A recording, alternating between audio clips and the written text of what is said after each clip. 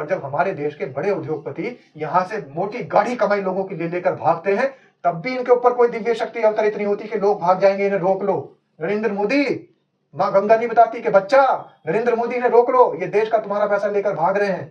लेकिन अचानक से जैसे ही दिल्ली के अंदर महिलाओं को 2500 रुपए देने का समय आता है, तो इनके ऊपर तमाम दिव्य शक्तियां अवतरित हो जाती है, माँ गंगा भी अवतरित। तो सादाब रिजवी, क्या आप ये कहना चाहते हैं कि मोदी जी ने जो वादा किया था चुनाव से पहले कि महिलाओं को 2500 रुपए मिलेंगे?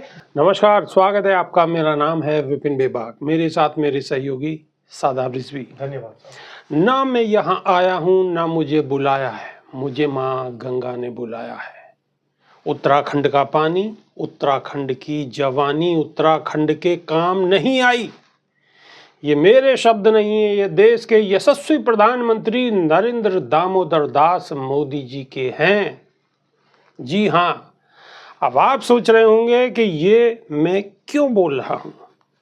जी हाँ, मैं इसलिए बोल रहा हूँ कि प्रधानमंत्री, देश के यशस्वी प्रधानमंत्री आज फिर उत्तराखंड पहुँच गए और उत्तराखंड पहुँचने पर उन्होंने कुछ खास बातें कही है, उनका ही जिक्र होगा। तो चलिए बिल्कुल देर नहीं करते। तो उत्तराखंड दौरे पर यहाँ उन्होंने मुखवा में माँ गंगा की पूजा अर्चना करने के बाद हर्षिल में एक रैली को संबोधित किया है।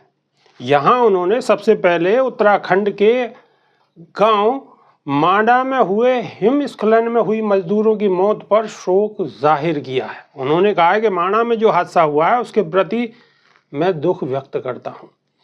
मैं हादसे में जान गंवाने वालों के प्रति संवेदना व्यक्त करता हूं। इसके बाद प्रधानमंत्री मोदी ने उत्तराखंड की अपनी पुरानी यात्राओं को याद किया। उन्होंने कहा कि वर्तमान दशक उत्तराखंड का दशक है। उन्होंने ये भी कहा कि उत्तराखंड में कोई भी सीजन ऑफ नहीं होना चाहिए, यहाँ हमेशा टूरिज्म ऑन रहना चाहिए। पीएम मोदी ने कहा कि उत्तराखंड की ये भूमि देवभूमि है, आध्यात्मिक ऊर्जा से ओतप्रोत है, चार धाम और अनंत तीर्थों का आशीर्वाद है और मैं मानता हूँ कि माँ गंगा के आशीर्वाद से मैं काशी तक पहुँचा हूँ और सांसद के रूप में काशी की सेवा कर रहा हूँ। मैंने कहा भी था कि मुझे माँ गंगा ने बुलाया है। कुछ महीने पहले मुझे यह अनुभूति हुई कि माँ गंगा ने मुझे गोद ले लिया है। जी हाँ, प्रधानमंत्री मोदी कहते हैं कि माँ गंगा ने मुझे गोद ले लिया है। ये उनका स्नेह ही है कि आज मैं उनके मायके मुखवा गांव आया हूँ। यानी कि प्रधानमंत्री ने माँ गंगा के गांव को अच्छी तरह से लोगों को बता दिया है कि वो वहां पर आए हैं। पीएम मोदी ने कहा है कि कुछ साल पहले जब मैं बाबा केदार के दर्शन के लिए गया था, मैं बोल पड़ा कि यह दशक उत्तराखंड का दशक होगा। यशस्वी प्रधानमंत्री ने यह भी बोल दिया कि ये आने वाला दशक उत्तराखंड का दशक होगा। वो शब्द मेरे थे, भाव मेरे थे, लेकिन उनके पीछे की शक्ति स्वयं बाबा केदारनाथ ने दी थी।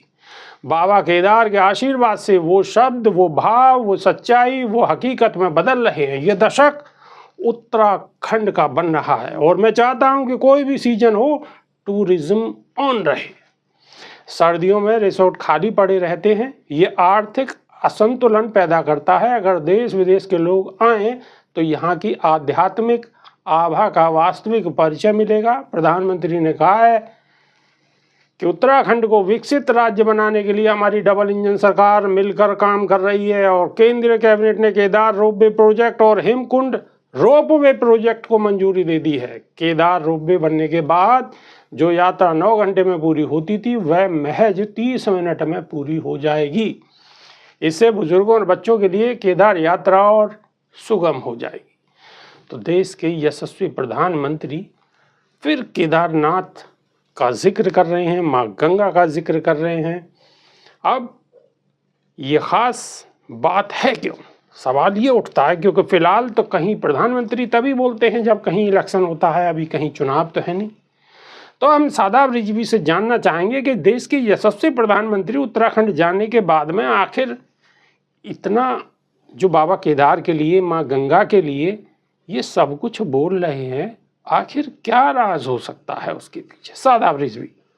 देखिए, प्रधानमंत्री को पता है कि इस समय देश के अंदर कहीं चुनाव तो है नहीं, जहां जहां चुनाव थे जीत चुके हैं, और महाकुंभ का जो त्रासदी का ठीकरा सरकार पर फूट रहा था उसका भी मुंह लपेटा हो चुका है। और साथ ही जो त्रासदी के साथ साथ वहां पर लोग खो गए थे, आज तक नहीं मिल पा रहे हैं, उसका भी ठीकरा खत्म हो चुका है जो फूटा था।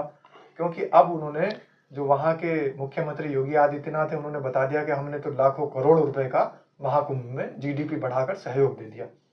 तो अब मोदी जी कभी तो शेरनी के बच्चों को दूध पिलाते नजर आ रहे होंगे, कभी जाकर पूरी रात वन तारा जो एक वो बना हुआ है चिड़ियाघर, जो कि अंबानी का है बनाया हुआ, उसमें भी रात बिताते नजर आ रहे हैं।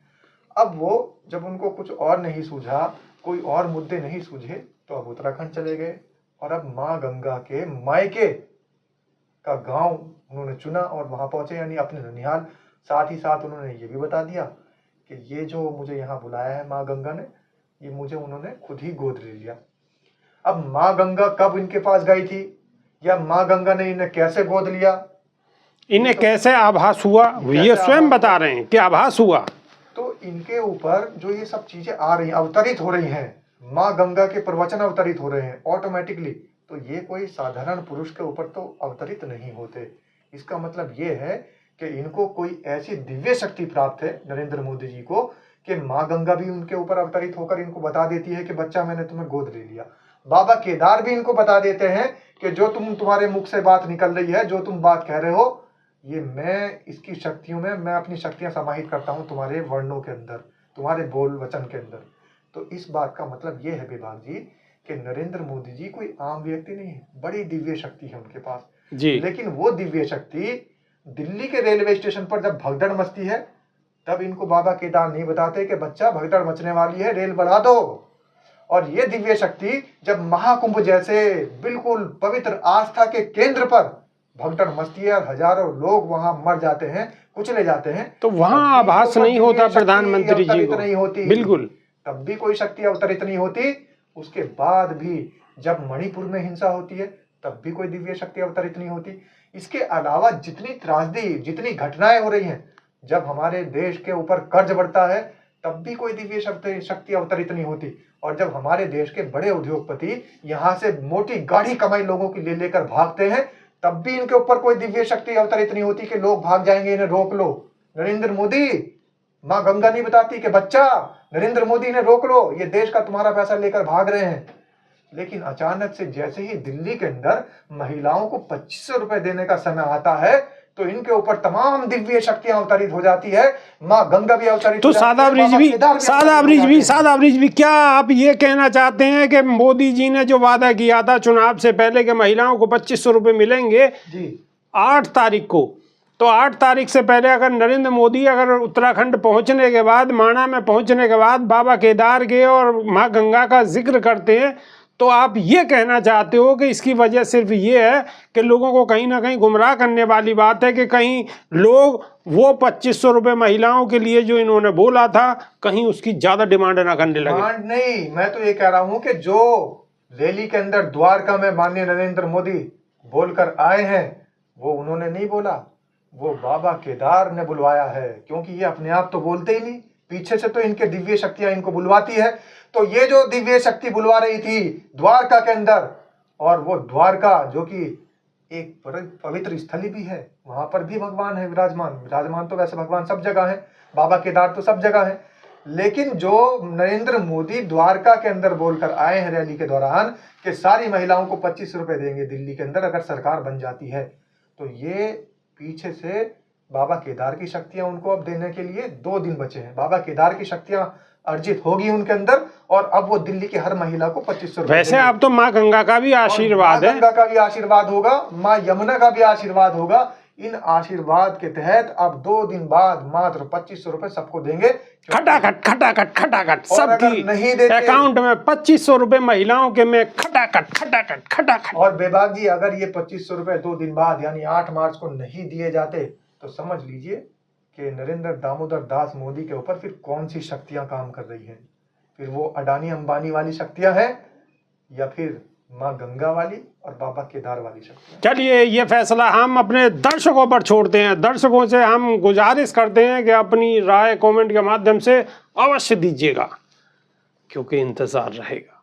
तो अभी के लिए सिर्फ इतना ही। बहुत बहुत शुक्रिया। नमस्कार। धन्यवाद साहब।